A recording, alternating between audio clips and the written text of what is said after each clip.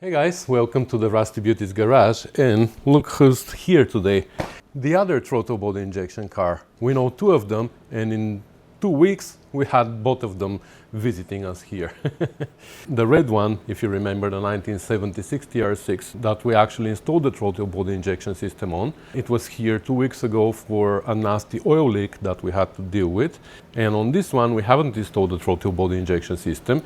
We just fixed multiple problems. Originally it was installed in a different garage. Anyway, that's a different story. Just like the other car, this one is not here for the throttle body. Why the car is here is because of the rear end. Over the last year or so that I've known this car, it came here multiple times, at least 5-6 times for different problems, but I noticed that gradually over this one last year, it developed a clunk on the rear end. Initially it was a little bit when you switch from forward to reverse and from reverse to forward, it was making a little bit of a clunking noise, but every time it came, and it just happened that I drove the car a lot for test drives because of the throttle body injection system. During my drives I noticed that the clunk is becoming bigger and bigger, and I also started experiencing a little bit of vibrations. Not a little bit, actually a lot of it.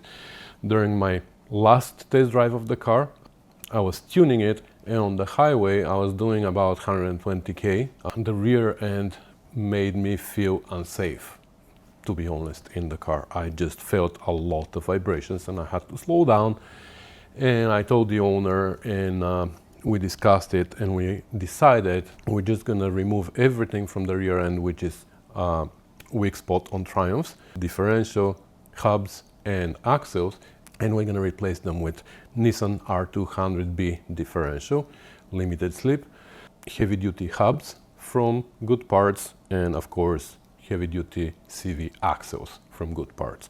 This way we're going to make sure that the rear end is pretty solid.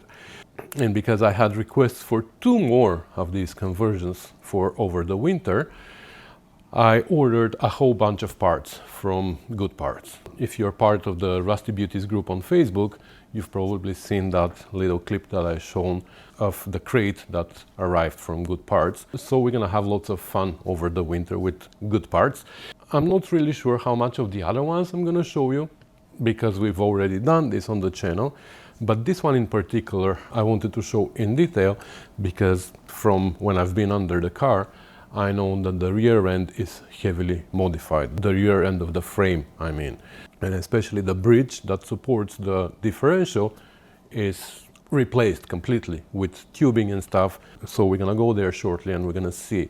But what I also noticed was that the trailing arm supports on the frame, the ones that usually rust, they've been replaced, but not in a great way as far as I can see. And it also looks like the cross members were not positioned exactly where they were supposed to be. So then the same shop, or maybe another alignment shop, had to deal with big shims and stuff there to achieve good alignment on the rear wheels. The alignment seems to be good, so it looks like the alignment shop fixed the problem, but we're gonna inspect also the way the frame was repaired, and also the part where the differential is held to the frame, because that, as far as I remember, is really heavy modified. So without further ado, let's lift her in the air and go underneath, and I'm gonna show you what I'm talking about. Okay, so here we go. I already took a look, and oh my god, never seen anything like that. So this is what I'm talking about. You see, this cross member has been completely replaced by a tube, and we have pretty heavy duty bolts installed here. And that repair actually doesn't look too bad. I mean, looks, I don't know, we'll get there, but we have right here, if you see, tube shock conversion. That is a kit that is available. Many people do that. But what I always recommend with that kit is to install a diagonal bracket from here to here on the frame. Otherwise, there's a lot of stress on the frame right here. Let me go back, like right here. I've seen frames that are cracked here. Now, this one has been modified to look like this, but the original frames like to crack here if that bracket is not supported with diagonal gusset there when tube shock conversion is done. So anyway, that is one of the modifications. Now let's look at the front. Here you see there's a tube that is added from here to the front mounts, which is not a bad idea. I mean, I think that this modification here and what has been done over there, well, I'll show you that later, has been done by different people. Shops, people, I don't know.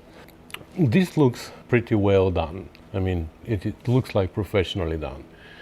Look at the studs here. This is, I don't know if you can judge by the video, but the size of this stud is way bigger than the studs that we have originally here.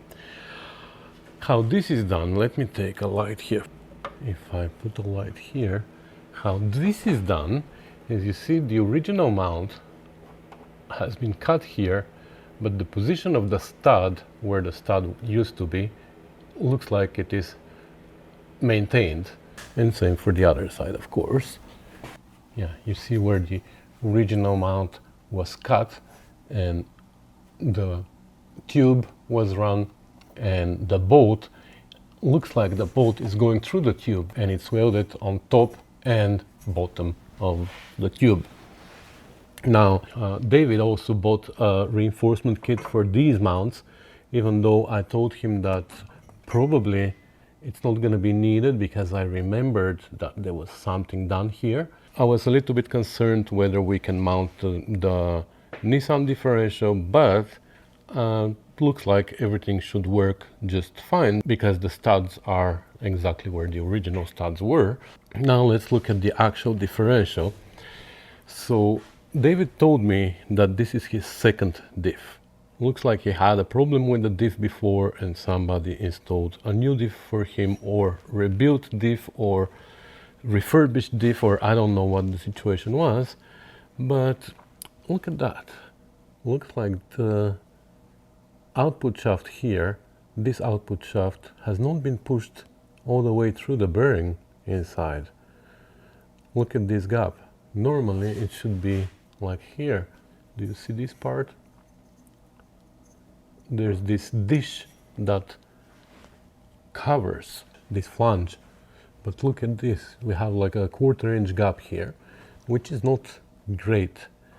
I don't know how to reach there. I'm trying to reach in a way so you can see, but look at how much play there is here. That's way too much, while the output shafts are not moving, you see? Only the input. So definitely we have a lot of play on the pinion and the crown, which is not great. So that makes me feel better about the idea of replacing the diff with a Nissan. So I'm pretty sure this is part of the clunk that I was hearing, but I'm sure it's not only that, because these splines here also make a lot of noise on the sliding axles. You see? That's right here inside where the splines are. These are also notorious for clunking.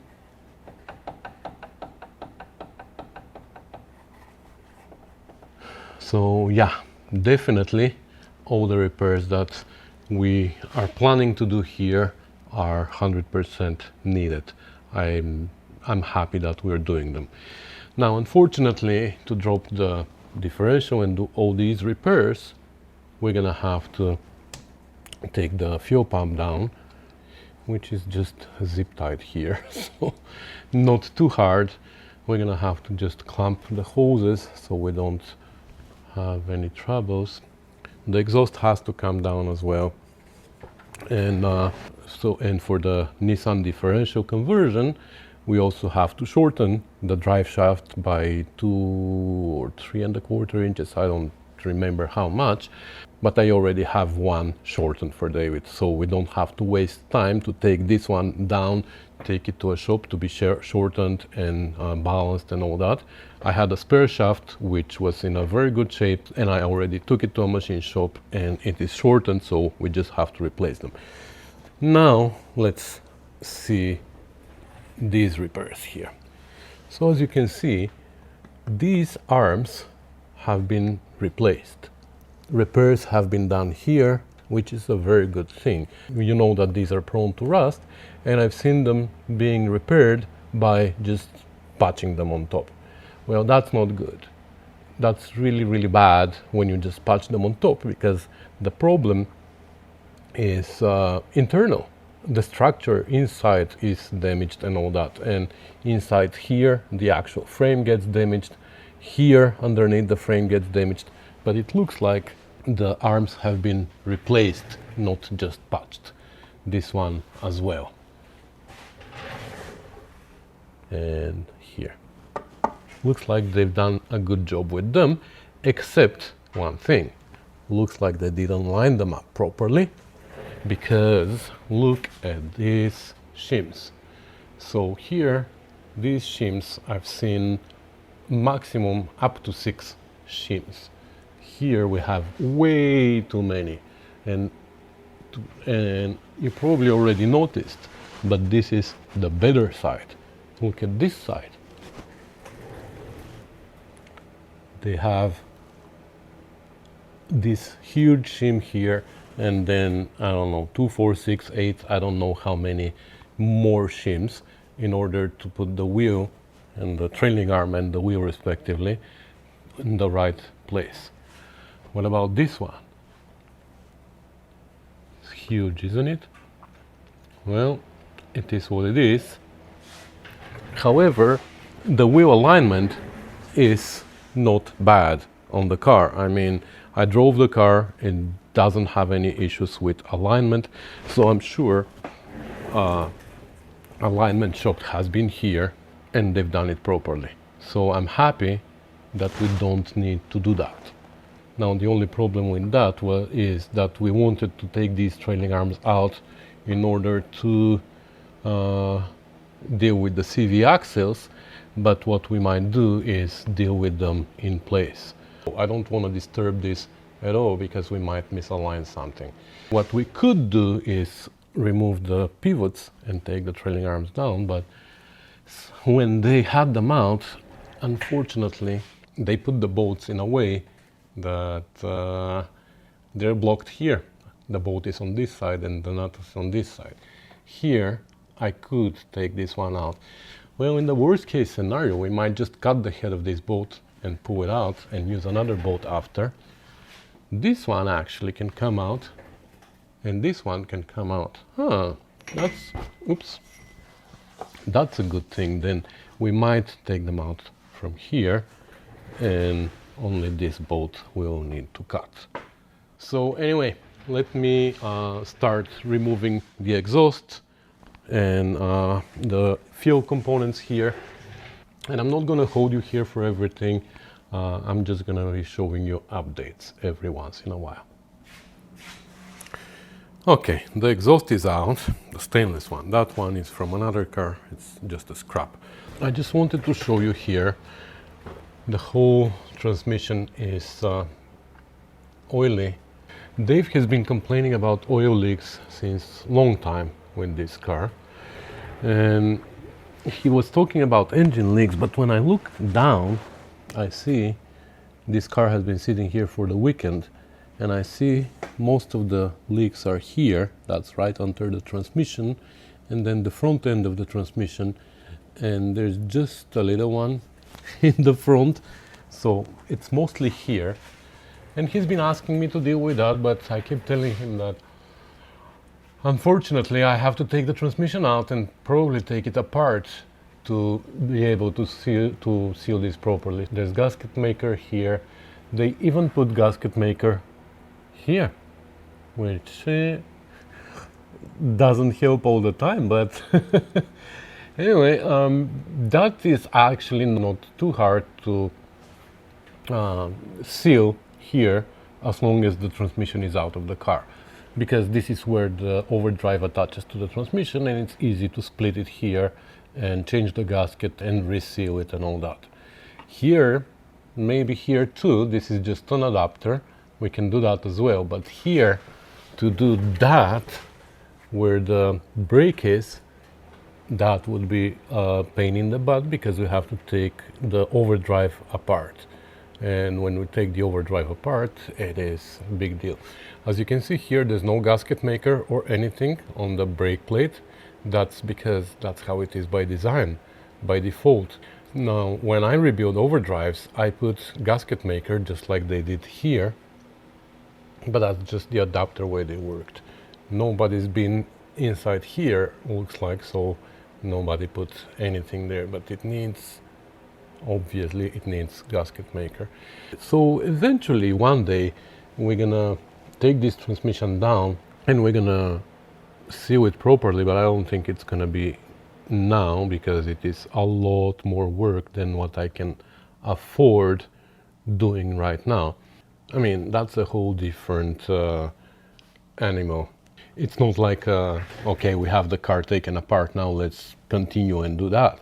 Because to be able to take the transmission out, we have to go from inside, take the interior apart, and take the transmission out that way. So the only common part between these two repairs, the one that we're doing right now here and the one about the transmission, is these 4 bolts. You know, that's how far into taking the transmission out we're gonna go.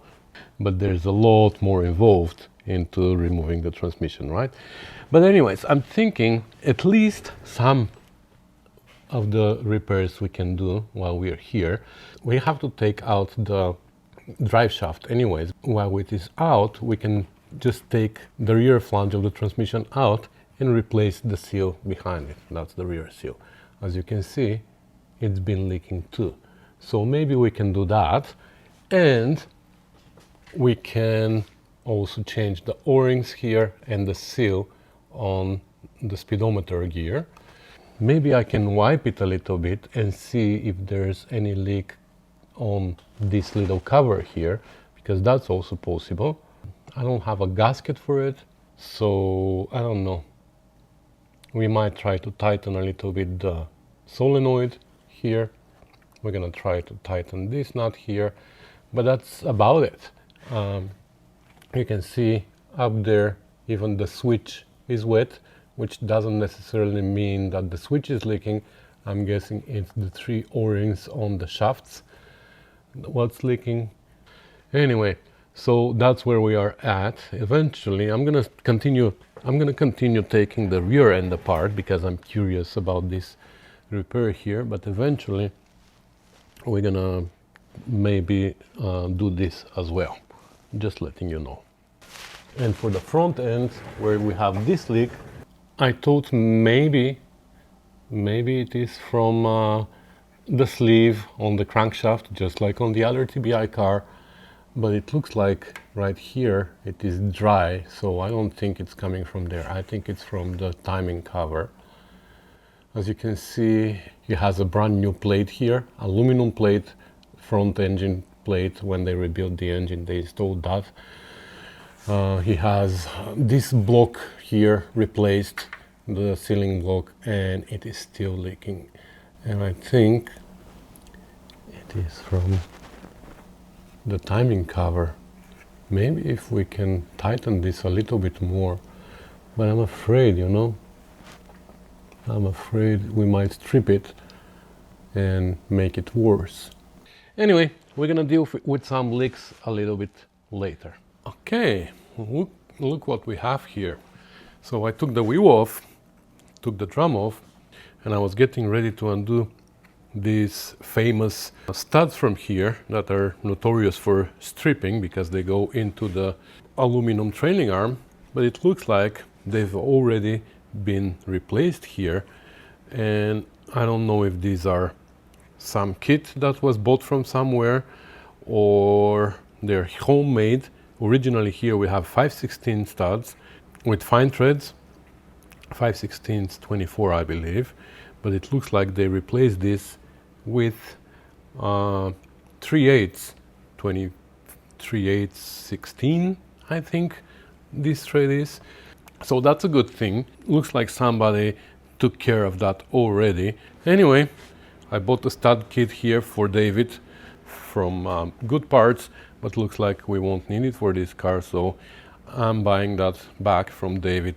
Before I remove them though, I'll try to torque them in the first place to see if they're gonna torque to, I don't know what the torque now is gonna be, but we know that we need at least 16 foot-pounds of torque here, so just in case I'm gonna try to see if they torque to 16 pounds, because that's normally what I do when I have the 5/16 studs there. Before I take them out, I try to torque them, and if some of them are already stripped, I will know in advance. Okay, so yeah, looks like these are a kit from somewhere. I don't know where this kit comes from, but it's been installed already. The half shaft is out now. I removed it from these splines, so now, ooh.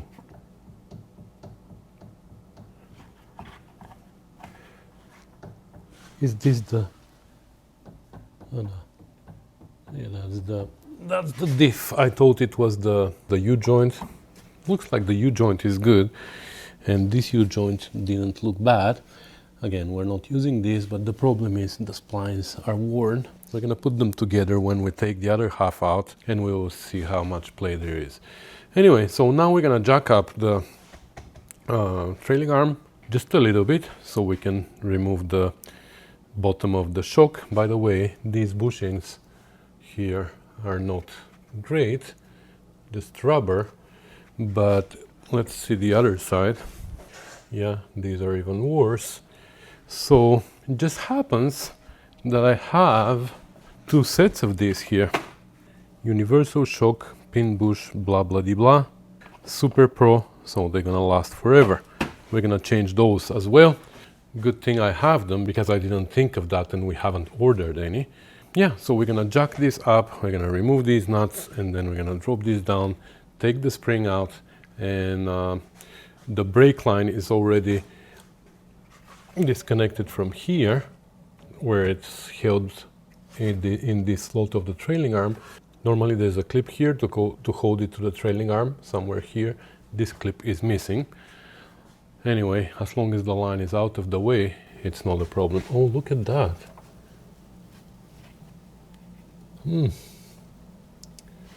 Looks like the collar inside is not in a great shape.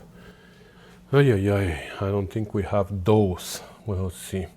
We might need to order more parts. Okay, so the spring is out, and you can see the bottom collar was also mangled when it was installed. Like, I don't know if that affected in any way the suspension. Like, it's an insulator, right? And it looks like, even though it was mangled, it was insulating. This one though, I'm not really sure it was, because that's how it was sitting there. So this is the part that we were seeing before we removed it. And I don't know. Anyway, we can't reuse those, unfortunately, and we don't have them, unfortunately. I was lucky to have the ones for the shocks, but not these. So I will see if I can order them tomorrow. It is late now, it's 6 o'clock already. Anyway, that's the spring. Now let's see the splines. I took out the other half, so let me show you the splines here. Okay, to put these together, there's one spline that is wider than the other ones, so we have to find its corresponding slot here and put them together. You see this? That's way too much play on these splines, and that's what's making this noise. Anyway, these are notorious for being worn like that, and unfortunately the only way is to replace them. So the hub doesn't look bad. I mean, the hub is nice and tight. The U-joint doesn't look bad. This U-joint also looks like they've been replaced, the U-joints. But anyway, these go back to David. Now let me see how I can remove that. I mean, look, this bolt is spinning, so it's not even tight. It's supposed to be tight here. There's a metal sleeve inside this bushing, and this bolt needs to be tight enough so the bracket grabs the metal sleeve inside. But here, look, I'm able to spin the bolt by hand, which is telling me that it's not tight enough. Anyway, looks like I'm gonna cut the head of this bolt and take it out. I have another one. It's gonna be much easier to work on the bench because we're gonna have to grind inside here a little bit to accept the CV joints. But about that later. All right, the trailing arm is out. It wasn't too hard to cut the head of the bolt, and it looks like these are new bushings here. So that at least is good. We don't need to change those. And we're gonna need another bolt. But I have multiple of those. And here, the last thing that we want to check now that the arm is out, we want to see the condition of these brackets, because sometimes, not sometimes, often I should say, they crack right here in the middle, and then they need to be replaced, but these look to be in a good shape. Yeah, they're not bad. I mean, if they're cracked, you can see the crack like it is wide open. So these, just so you know, if you look at the profile of this mount here and the profile of this one here, you see how it is a little bit different. Let me bring a light. So you see here, the bottom side is horizontal, the upper side is on a slope, like a big slope. So this pivoting point in relevance to the two mounting bolts is somewhere down there. This one, if you see, it's kind of symmetrical, and this pivoting point is kind of centered between these two. And this one is only one notch, and this one has 3 notches here on top. So that's how you make a difference. So there used to be a 2-notch one. So for the early cars, the one with 1 notch was used inside here, and there was one with 2 notches that was used here. Again, it had different relevance between the pivoting point and the 2 mounting bolts here. But for the later cars, they took the one with 1 notch from here and put it on the outside, and inside they put this one with 3 notches. So depending on the configuration of the 2 brackets here, you have a different camber on the wheel. This here is 1 and 3. The early cars were 1 and 2. Okay, so we are kind of done with disassembling this side. I'm gonna go do the same on the other side, and we're gonna drop the differential down. Okay, the other trailing arm is down, and this collar doesn't look too bad, but the one on top, oh, there wasn't any. So they didn't even put a collar on top of this one. Again, they did some really good things to this car and some really bad things. I don't know why. Anyway, yeah, you can see here the spring was riding directly metal on metal. There was no insulator there. These brackets also look okay, no cracks. And I removed this axle as well. It's there. It's pretty much in the same condition. The U-joints look good, the hub looks good, but the splines in the middle are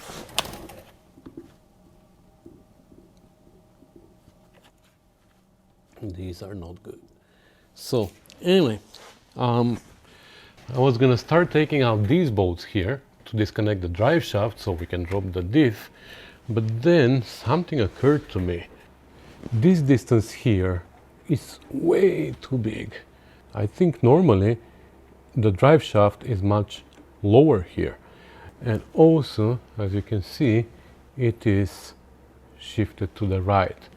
So I'm not really sure why, because looks like the bolts, the studs here, are centered to the old bracket here, unless these are not the old brackets that they cut off. But no, I think these are the old brackets. So why would that be off? Unless the rear ones are off, shifting the rear end to the left, which shifts the front end to the right. I'm not really sure. Ay, what a mess. Anyway, again, when we take the diff down, I have a template for where the flat part of this bracket needs to be, the ones that we usually reinforce. For that, I use the side piece from the kit, and we're gonna measure and we'll see if this is the correct height or not. I have the feeling that this is way too high. The other thing is, now we don't know the height here. We don't know if this is correct. It looks to me like the diff is a little bit tilted. I mean, looks to me that the rear end is a little bit too low, the front end is a little bit too high, which makes for the drive shaft to be too high.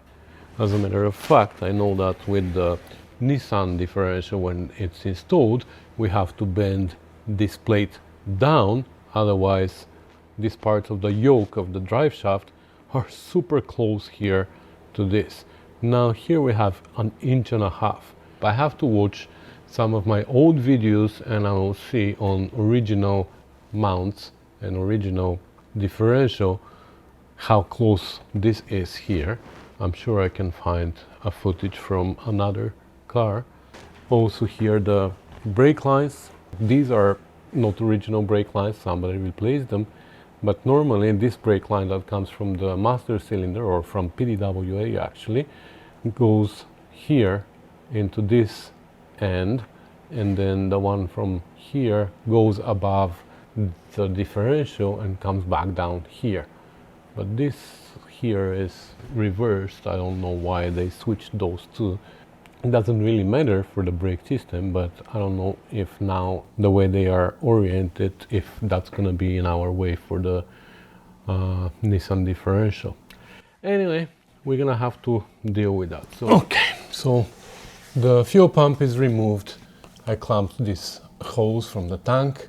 The diff is now only supported by the jack. The big nuts are removed, and let's see now if we can drop it down. Okay. Sometimes I have the feeling that everything that drops off the car, like nuts, bolts, tools, whatever, always has a mind of its own, and as soon as it hits the ground, decides I'm gonna run and hide, and go like under a bench, under a car, or somewhere to hide. I'm telling you. And there's like so much empty room here, but it decided that it's gonna roll and go and hide behind the box. But I followed it, so I know where it is.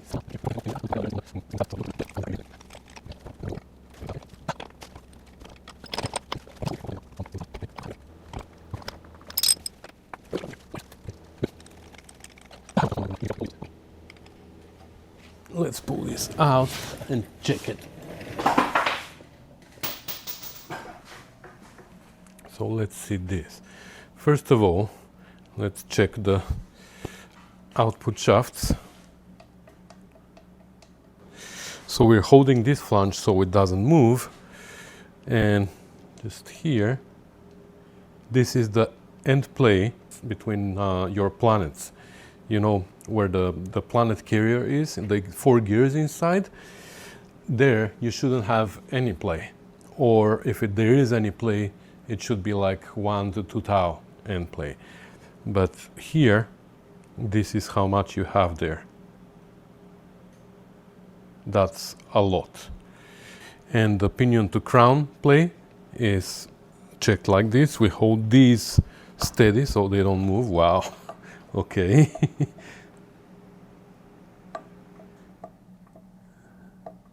Wow. Okay, we're gonna get there. But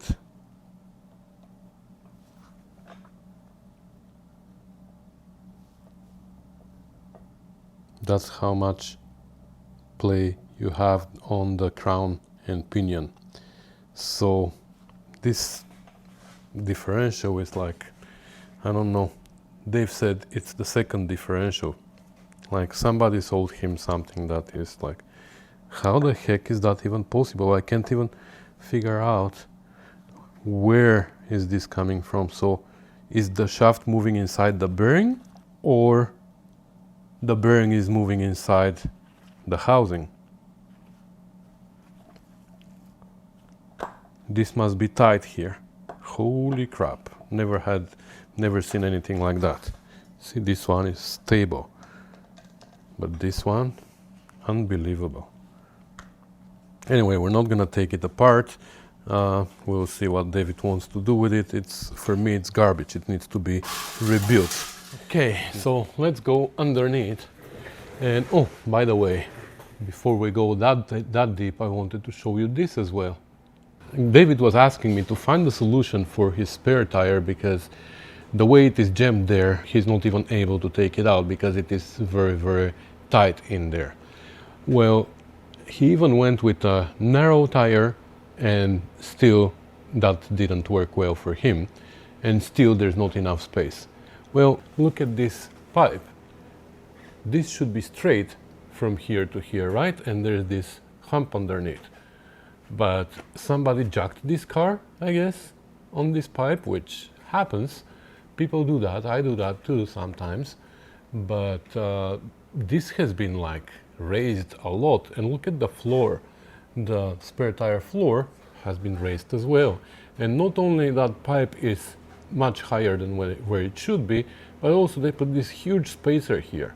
So his spare tire floor is like that. Well, how do you expect to fit anything there? Hi. Okay, anyway, next here, so they did pretty nice and solid repair, I believe, but I brought this piece. This is from differential mounts reinforcement kit, and these I always use them as a template for where to position this piece here, this piece that comes here, right? Well, look how much lower this is from where the front end of the diff was mounted. So it was about ½ an inch higher, if not more, than where it was supposed to be. So I have a choice here to make. What I can do, because we're mounting here the Nissan Differential adapter plate, so I don't think that uses the whole length of this stud, so we can just space it out and mount it here if we want to the correct height, and that's it. But can we rely on these mounts? Do we think they're solid enough? Because the other option is, what we can do is to put the two sides here and then take the piece that goes around. Let me go get it. Like this piece. Of course, drill the hole bigger for this stud. I hope we don't need to, like these studs are bigger, so I hope we don't need to modify the kit, the adapter. Anyway, drill this hole bigger, make a notch right here for this pipe, and we install it like that and make our own surface in the correct height? Do we want to do that? Or do we just trust this? You know what? I think we're gonna go all in. So that's gonna bring the front end of the differential a little bit lower, because 100% that was too high. Now, question is, why was it a little bit offset to the right? This is the remaining part of the old bracket. So for sure these studs are where they're supposed to be. But are these where they're supposed to be? And question is also, are they at the correct height? Okay, so I pulled out the differential mounting kit. There's one more bracket. It is here, because this is the differential. So the differential actually came from Goodparts too. The last time I installed one, it was purchased by the owner of the car separately, and we only got the kit from Goodparts. Here we got the kit and the differential from Goodparts, so the differential is already prepared for the installation, which means this stud from here is pulled already and chamfer is made. This hump here is ground down, because this is gonna touch the frame if it is not ground down, and that's also a reason why we need to lower the front mounts on this particular frame to the original height, because otherwise this is gonna touch. So, and what else has been done by Richard and his son Lucas, the front flange here has been machined down and new holes were drilled to match the original drive shaft for TR6. And that bracket mounts here to this hole right here, and 3 more holes, of course. This is the other part that mounts to the car and bolts to this. And now here, when we look at the rear studs, this needs to mount here, but it doesn't fit. And it would fit on only one, but when we put the two together, there is like a 1/16 maybe off right here. This one is inside, this one is 1/16 off. So I don't think that's a big deal. We're gonna oval one of these holes a little bit. We're just gonna have to decide which one, but it looks like this is gonna work pretty well here. The front bracket goes like this, so the brake lines need to be bent. We're gonna do that later. Okay, and it is the same thing here. I'll put it backwards just for a second. You see, it is the same thing, but this one is a little bit too much. So again, we're gonna have to oval one of these holes, and I have the feeling that this is the one that we have to grind so we can bring the front end to the left, because remember how it was mounted before, the drive shaft was shifted to the right. So we want to shift this bracket to the left, but hold on, that's how we are mounting it. So I'm gonna match this hole, and this one we're gonna grind open a little bit so it can match. Okay, so that's about the left and right position. So we're gonna make that work.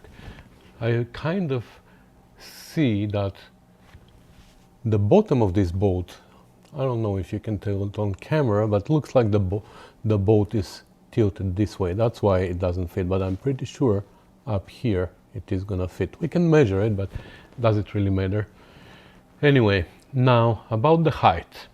I know how to figure the height of this one, because that's the original, that hasn't been modified, so we know for sure that this is the height. I've done dozens of these, and this is pretty good template about this surface here. So we now know this height. How about this height here? Well, I figured that as well. So this is the frame in the manual. I think we have AA here. AA is our datum line. And based on that datum line, we can see that the two mounting points for the differential are 65 and 66. These are the measurements from the datum line down to the mounting points for the differential. And you can see here on the schematic that 65 is shorter than 66, which means 65 is higher, 66 is lower. And let's see, if we go down here, 65 and 66, I don't know why they give you a range, but let's say the top range, 134, that's 1.35 inches from the datum line down is 65, and 66 is 2.22 inches from the datum line down. So that is what? 70, 90, 88. So it is 0.88 inches, or that's approximately 7/8 of an inch. 7 times 125 is 875. 875, we are at 880. So very, very close. We don't even need to find the datum line. We want to know the difference in height between the two, and the difference is 7/8 of an inch. So we know where this surface is. We need to make sure that this one is 7/8 lower than this one, and that should be good enough. So now for that, I took a level and I made sure that the frame is leveled here in the center, because that's how it is on the schematic. And I had to actually jack up very little the front end. It's still on the lift, but I just lifted it a little bit here in the front. And now this portion of the frame here is pretty level. And I checked in multiple places.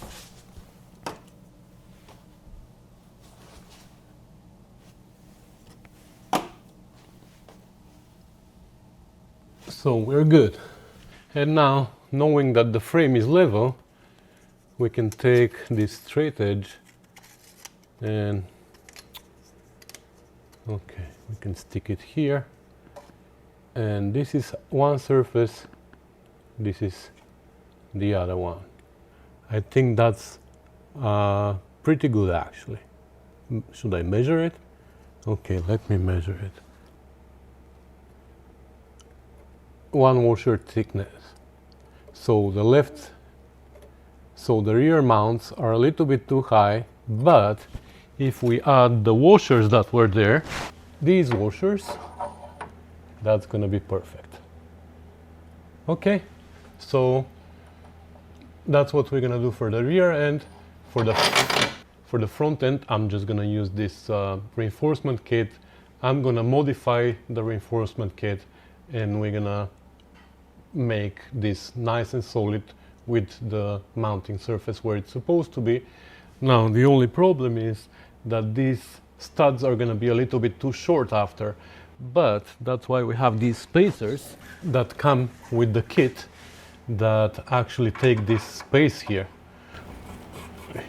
There's something here on this stud, like plastic, that we need to clean. Yeah, it fits here, so it should fit here. So these are the spacers that should compensate for the missing, for the missing differential mount here, because now the differential mounts here, not here. After we put the bracket, we put these spacers, and then we put the nuts. Well, in this case, we're gonna have to shorten this. We're gonna put them on the lathe, and we're gonna shorten them. So it doesn't matter that the stud is too short. Okay, we have a plan. I'm not gonna hold you here. I'm gonna go and do all this on my own, and I'll bring you back. Okay, one done, one more to go. So you see here, it's not too hot anymore. You see here, I didn't weld it here. Normally when I reinforce differential mounts, but only when we're reinstalling the original differential, I would weld here around too, because the bushing, the differential mount is rubber and it can always take this shape. But here we have a flat plate that comes right here, right? So we can't have anything here, or even the welds were protruding just a little bit, and I ground them because we need the flat surface, right? So I realized that the boat was going to spin just like this one, and if it starts spinning the head would be inside and we wouldn't have access to it to hold it with a wrench. So I tucked it inside, like here, tucked the head to the pipe and a little bit here. Anyway, I'm gonna do this one now and then we're gonna continue. Okay, so the other one is also done, and this plate now fits, except it hits the brake lines and the drive shaft there, but I had to make this hole a little bit bigger. You see, it is just an oval. This one became a square, but the thing is, it is hard to fit here in the beginning, but once it goes up there, look at that, I have more than enough room. My suspicion was correct. This bolt is, or this stud is tilted. If you look at this one is tilted out. I can definitely see that. So that's why this rear bracket doesn't fit. And no, I'm not gonna bend, I don't want to bend the bolt. This one is spinning too. Maybe we should tuck these on top as well. I don't know. Anyway, we're ready with the differential mounts. I'm just gonna paint this, and before we do anything though, we're gonna have to replace the drive shaft because this is too long now, remember?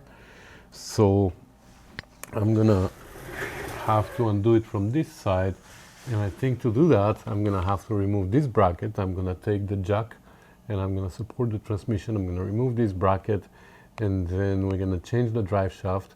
But while it is out, we said that we were gonna change the seal there in the back too, right? So let's do that. Okay, the drive shaft is out. It always surprises me how small the drive shaft on a TR6 is. You should see a Spitfire one. It's like 3 times bigger than this. Anyway, I had to remove all the brackets, including this one and this one. It wasn't easy, but anyway, not important for this video. So let's see if we can address a little bit of this leak. And I thought that it was leaking from here, but it looks like this is the least problem. Looks like it's coming from above, unfortunately. Maybe from the 3 O-rings up there, but unfortunately I think it is mostly from the brake plate. It's coming from here, you see. So not much that we can do. I mean, now that we're here, of course, we're gonna take this flange out and we're gonna replace this seal. Basically, we're gonna have to undo this nut and pull the flange out. It's on splines, so it should be easy. It's not on taper, doesn't require puller. I'm also gonna take this speedo gear out and we're gonna replace, there's O-rings there and there's a seal inside. At least that we can do, but I'm sure that's not the only problem. Like we said, we're gonna deal with that probably in the spring. We're gonna have to take this transmission out completely in order to deal with that. Okay, of course, when we pull the flange, the oil is leaking. That's normal. That's why we have a seal there, right? So now we're gonna pull the seal, and for that we're gonna use my favorite trick. I used to run a screw into the seal until it hits the race on the side of the bearing, and then I continue tightening the screw until the threads of the screw drive the seal out. But somebody, again, I don't remember who it was, but somebody told me, why don't you just use the same method, put the screw there. I'm sorry, you probably don't see, but well, there you go. So instead of driving it all the way in, what we can do is we grab one of these. and just pull the seal out like that. Ta-da! Magic! The oil that's coming out, it's not too bad actually. Luckily we have a seal, a new one from MOS 121-125. That's the one for J-type only. The non-overdrive transmissions and the A-type overdrive have the same seal here in the back. They use the exact same one, but J-type has its own. So you have to be careful about that. Let's see now. Okay.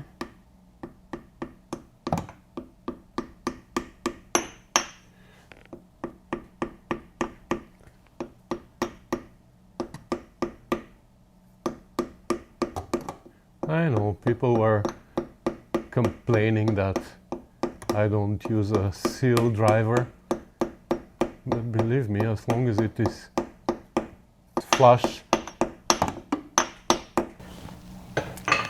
Okay, and it started leaking already, so that's fine. Okay, as long as it is flush with this surface here, we're good.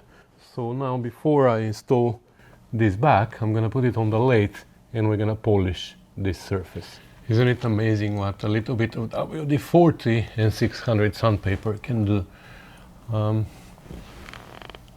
Just gonna put some lube around and we're gonna put it there so it stops the leak. Okay, now before I put the washer and the nut there, I'm gonna put gasket maker, because we discovered lately that oil leaks not only around the seal but also around the splines here. That's why I started putting gasket maker on the washer as I put it there. But I'll do that after. For now that we're here, let's undo this as well. 90-degree angle drive that we have to be really careful with because these are fragile like eggs. I don't know what's wrong with them, but very often they break. Okay, so let's 7/16 here. That's better. Okay, they break internally, I mean. Okay.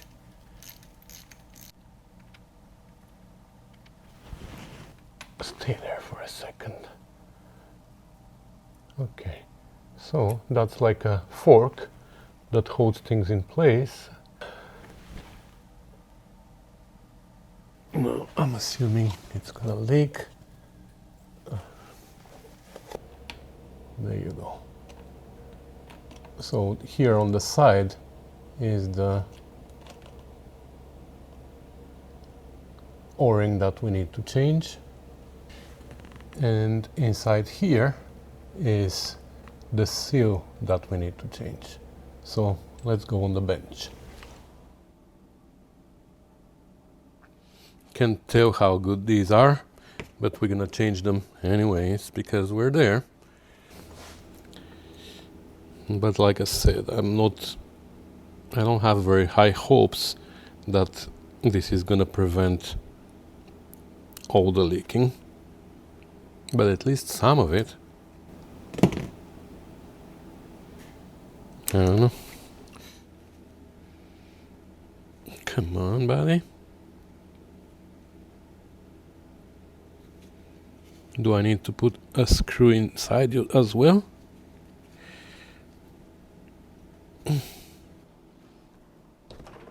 There you go. Happy retirement. Uh-oh. I might not have this one. Just kidding, I have two.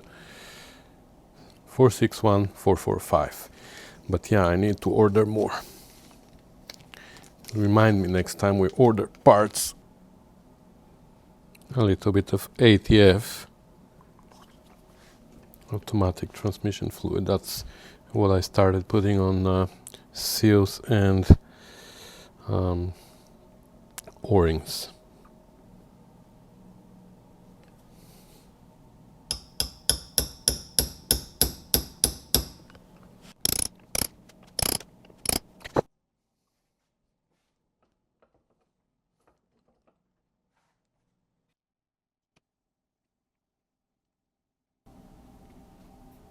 Okay, let's go put this back on. Okay, this feels like a little bit tighter there. Nice. This is the oat seal. I know. Pulled it back out of the water. It goes pretty easy here. Where here needs a little bit of a push. Okay, and it feels tighter. Hopefully that's better. Okay, I'm gonna go install this back, and we're gonna move to the next steps. Okay, so this is assembled, and I dried it up as much as I can around here, and actually I'm gonna clean up the cable as much as I can now, so we can keep an eye on it. But yeah, also when I'm able to remove the jack from here, which is gonna be in the next episode, unfortunately, I'm gonna clean up everywhere here as much as I can. And as we are working on the diff, I'm gonna keep an eye here and see if oil starts coming out from a particular place, because I don't want to disturb this cover if that's not the culprit. But if I see oil forming around the cover here, we're gonna replace that gasket as well. Here I put a gasket maker on the washer, and then I put it there and I put it on. So we are ready with the transmission. Now we have to put the drive shaft and then start mounting the differential here. I painted here, by the way, so okay. And yeah, looks good. So I think that's where we're gonna stop for now, and we're gonna continue in the next episode, because this one is probably already way too long. I don't know how long it is gonna be, but it's a good stage of the process. You know what I mean? We took everything apart, we prepped everything, and now we are ready to start assembling. So that's gonna be everything for today, guys. Thank you so much for watching, commenting, subscribing, sharing, and most importantly, supporting the channel, because your support is what keeps me going here. Without you, I wouldn't be able to make these videos and spend so much time editing and doing whatever. I don't want to go into details again, but as I like to say very often, editing these videos takes the longest time, and the revenue from YouTube is not great. I mean, I rely on the Patreons, thank you so much, guys, and the other people as well who are using the PayPal to buy me a beer every once in a while. Some people buy me a $2 beer, some people buy me $5 beers, some people buy me 100 and 200 and even $500 beers. If you're looking for ways to support the channel, go in the description of this video or on the main page of my YouTube channel, and there are links there to my Patreon page where you can become a Patreon and donate automatically $5, $10 or $20 every month. Or if you want to make a just one-time donation and at any amount, you can do that through PayPal. Again, there's a link in the description. Anyway, thank you so much again, guys. I'll see you in the next one. Bye.